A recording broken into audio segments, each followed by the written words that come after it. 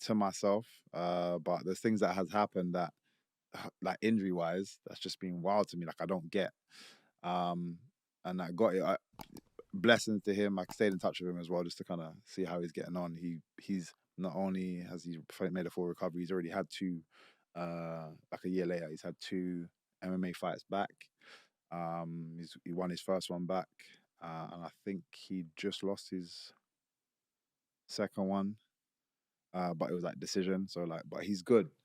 So it's good to see. How do you switch that emotion on and off? Because I know you're a very kind person, Mm. and you're a very humble person. But obviously, in that ring, you've got to be, it's you or me, Yeah. and it's not going to be me. And when you inflict that sort of pain and that sort of damage, how do you not sort of feel guilty about it? And you just said, just had to do what I do, and with that emotion, or do you feel that emotion?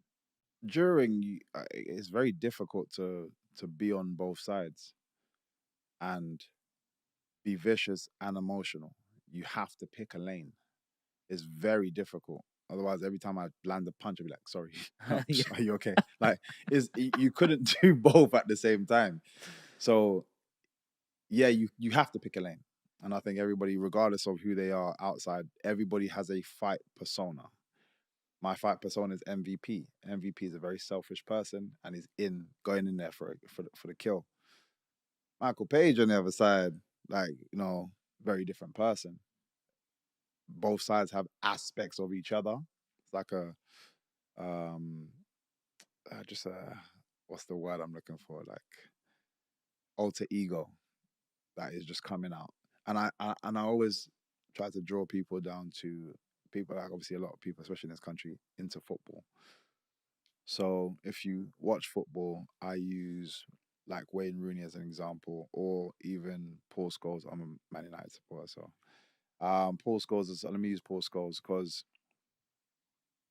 everybody talks about how vicious this man was. Running, he's trying to take off your legs. Patrice Evra tells a story about him doing that during training. Like, you could injure me, which affects the whole team, and he doesn't care. Once he gets into this mode, he's an animal. Try to interview that guy afterwards. Like, yeah, oh yeah. He so nervous. Where is that animal gone? So, like I said, everybody has that persona held within them. Some people have, like for example, if go back to myself, MVP can spread into your everyday life.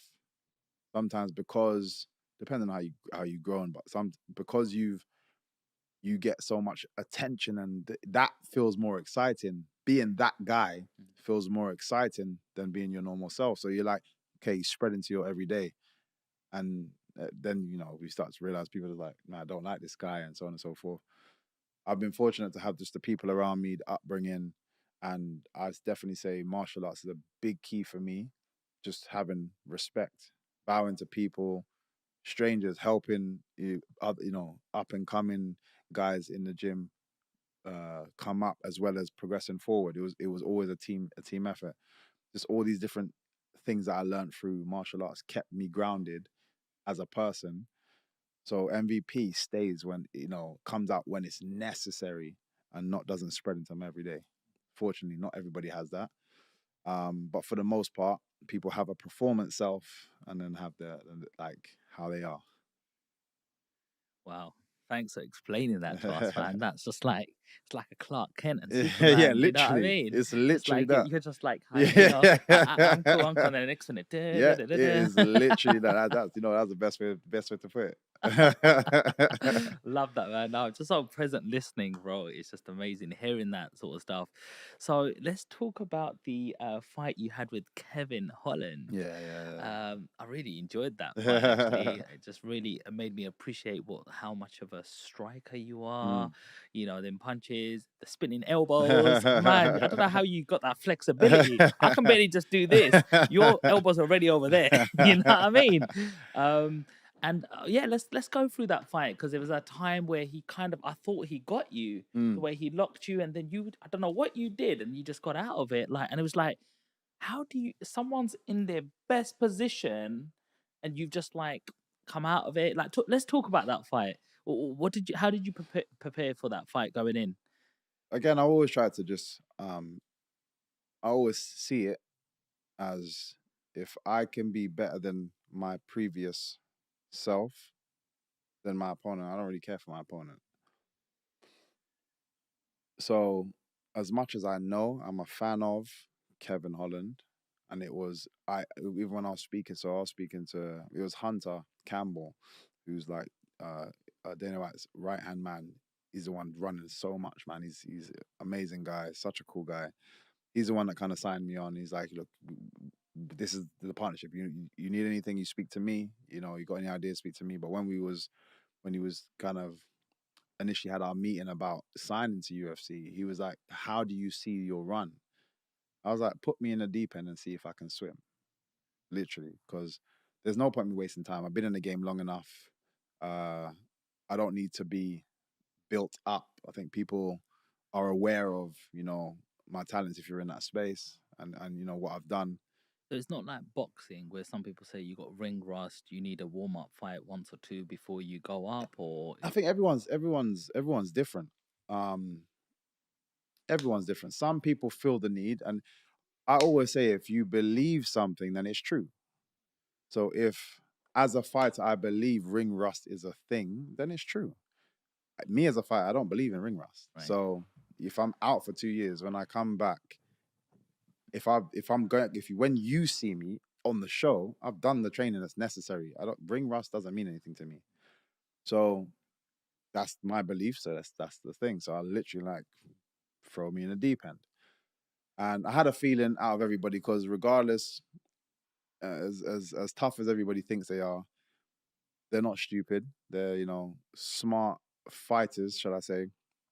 So there would have been a lot of people when my name got mentioned, they wouldn't have put their hand up to go first, just because it's like I've seen this guy as well. He just looks tricky. Let me see how somebody else deals with him, because the question is, can he do it at top flight? Can he do it at the top level? All the fighters, they're like, I don't want to be the one to find out if he can. So, but I knew it'd be somebody like Kevin Holland that would be like, I'm game. Like, let's go. Let me try and find out what's going on. And that's why I think that's why everyone loves him, respects him, because he's just about it. He doesn't care. Yeah. Before we even get to that point, Michael, how did the UFC deal come about? Like, how did you come out of Bellator? Was your contract ending? How do you broker a new deal? Like, let's talk a little bit about business, bro. Yeah. So, as I said, my last Bellator fight, now I'm actually free. So Bellator will give you a certain time limit for them to negotiate. And this happens for all athletes, which is why when your class is a free agent, everyone's like, well, why hasn't he now signed to somewhere else? Things can't happen immediately.